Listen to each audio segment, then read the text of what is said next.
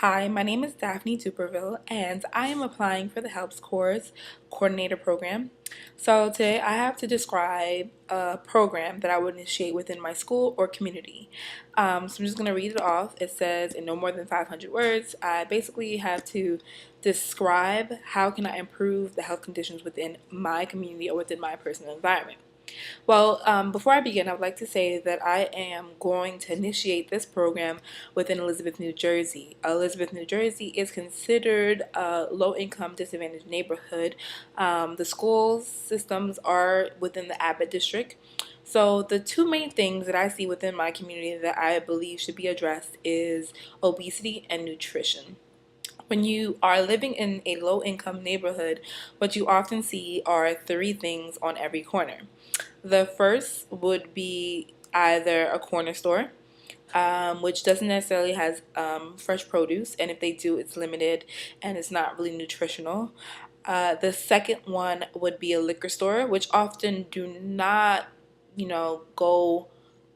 go with the age limit of being 21. I've seen some young children go out, pick up alcohol, say it's for my dad, and get away with it. And the third thing is fast food stores, which are not necessarily nutritional, but they are accessible. So the programs that I would like to initiate are two programs that are just called the Healthier You. Um, in conjunction with the Healthier You, there's two main components that I would like to address. The first one is making a community healthy friendly or fitness friendly is the first part, and the second one is making it nutritional friendly.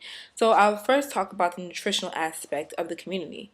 So watching other disadvantaged neighborhoods, I see that farmers markets are a great way to get fresh produce within the neighborhood.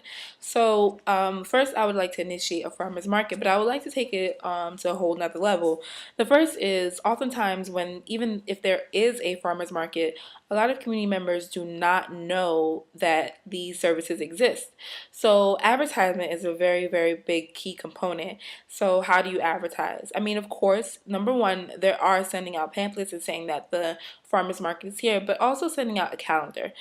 People's lives are very busy, so just sending out a calendar, knowing, okay, these are the dates that the farmers market is going to be here, and this is the location that it's going to be at in case it rains, is definitely a great first step. Secondly, another determinant for eating healthy, I would say, is cost. Although, one of the fast food chains or going to the corner store may not be as healthy, but it definitely is cheaper. When addressing community, like nutritional needs within a low income, disadvantaged neighborhood, you need to think about cost effectiveness for the person buying the produce. And even though they are aware of, high cholesterol, sugar, and all this other stuff, it boils down to how much does it cost.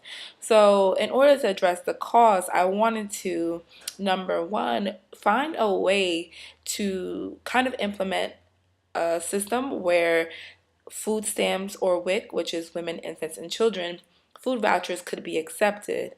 I feel expanding farmers market to beyond cash and also including those three sources of payments would definitely boost up the attendance as far as people knowing that they can come get their fresh produce even if they don't have the money, that they can use the government assistance that they're getting to purchase these produce.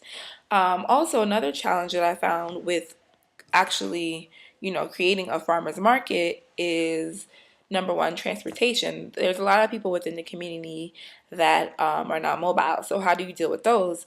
As far as those who are not mobile, a delivery system I would like to be put into place for those who aren't. So of course, with the flyer will also be something, if you're not mobile, just, you know, fill out this form and send it in. You don't have to put a stamp. It's already pre-stamped, and we'll get it, and we'll definitely put you on a list of things that should be delivered. Like what are things that you need to be delivered to you.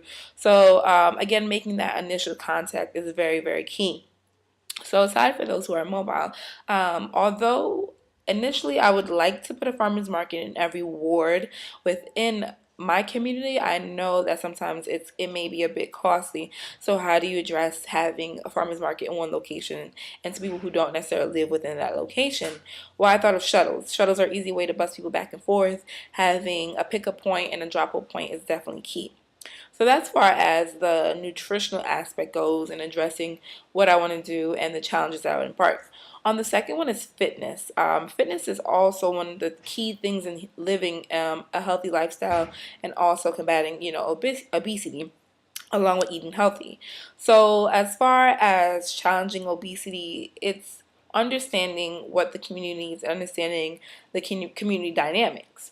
So, a lot of times, again, in low income, disadvantaged neighborhoods, you'll find that people are aware that exercise does reduces their chances of hypertension, cholesterol, and all those other things. But the main important is time. So how do you find time to exercise if you're working a job trying to pay the bills? So that's important. So I thought of creating something called a hotspot, which will be something that can be initiated in every ward. So the hotspots would be a central location. Of course, if it is warm outside, it will take place outside, where participants or community members can just come and exercise. There will be an instructor there, and these workout sessions will last from about 30 to 45 minutes. So then we think again, all right, that sounds like a great idea, but time. So when will these run? So again, of course, a great time would be before kids come out of school because parents do have that free time, but then again, they may be occupied with work and get out at the same time as their children. So I thought of maybe running the workout sessions from about 12 p.m. to 9 p.m. So people say, why 9 p.m.? I mean, some people necessarily don't get out till probably like 7 or 8. So knowing that, at least they're going to get that 30 to 45 minutes, after they come from work of exercising. I mean, given they may be tired, but, it is an incentive and you do feel good after working out as well. So another thing is, okay, so how do you address responsibility? Oftentimes, most participants that do attend health health outreach programs are women, and the responsibility of child care is one that should definitely be taken into consideration. So how do you address child care? Encouraging these women to bring their children to these workout sessions, to bring these children to work out with them, having the children there, having activities for the children as well while the parents work out is very key. So that addresses that issue of responsibility. I also we talked about time as being one key factor, and also pamphlets, because people know they know that they need to work out, but letting them know that they don't have to spend, $300 to $400 on a personal trainer, or, spend a monthly bill of having a membership within a gym is, it can definitely weigh on somebody's pockets.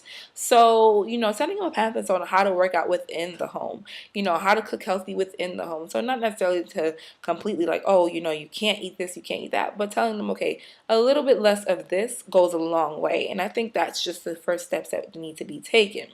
So I also identified some of the gatekeepers. Gatekeepers are people within the community that actually have access to members of the community and can get them together. Gatekeepers are essential because oftentimes when there are programs within the community, they're just there and nobody knows they're there. So funding is being wasted. So to make sure that it is cost effective, I think the number one thing to do is to find people that are within the community that know how to do outreach, that know what works best. Because again, each community varies. So, getting in touch with those gatekeepers is very, very crucial. Some gatekeepers may range, but it's not limited to, church leaders, community activists, councilmen and councilwomen who know the people within the community. And also to evaluate, I think evaluation is key with any health program. I believe in health screenings. Pre and post tests are definitely essential. So at the beginning of these two programs, I would like to see a series of health screenings go on. And members that would like to participate in two programs will be kind of, followed throughout. So the health screenings will be available to all members of the community, but those participants within those two programs will be especially monitored to see if there are different levels, if anything has changes. And to also, another thing for evaluation is to give out evaluations themselves. Ask community members, is this program working? What would you like to see? What don't you like? Is key in kind of continuing the program within the community. So that would be my health project. Thank you again for taking this time to listen to my suggestions. And this is Daphne Duperville, just to say again.